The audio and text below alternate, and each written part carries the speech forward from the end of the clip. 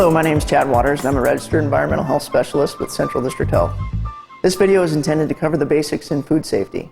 Through examples shown here, you should learn enough to be fairly knowledgeable in how to prepare food safely in your establishment. There are many reasons to learn about food safety. First, foodborne illnesses are responsible for approximately 76 million illnesses, 235,000 hospitalizations, and 5,000 deaths in the United States each year. The cost of these illnesses is anywhere from $10 to $83 billion, and these are just reported illnesses. Actual costs could be much, much higher. Second, the cost to a food operation of having to deal with a foodborne illness is far greater than the cost of properly training employees.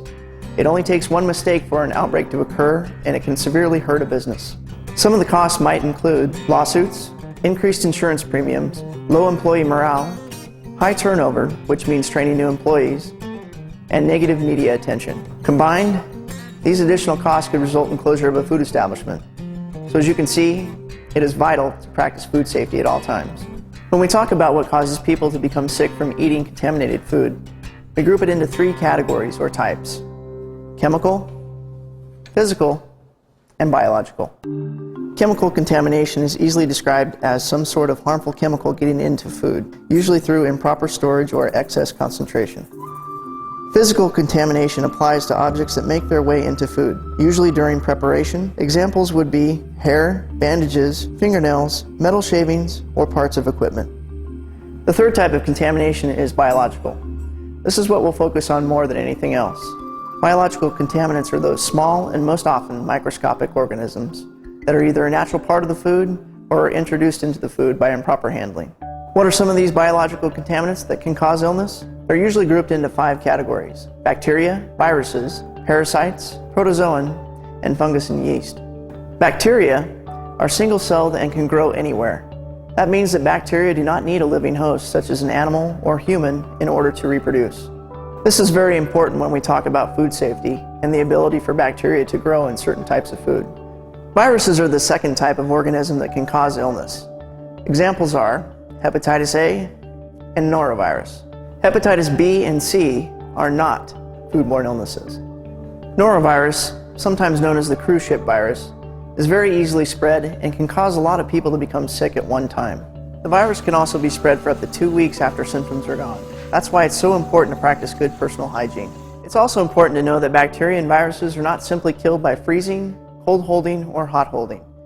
Throughout this video, we'll mostly be talking about bacteria and viruses. Parasites are typically common in fish, pork, and wild game.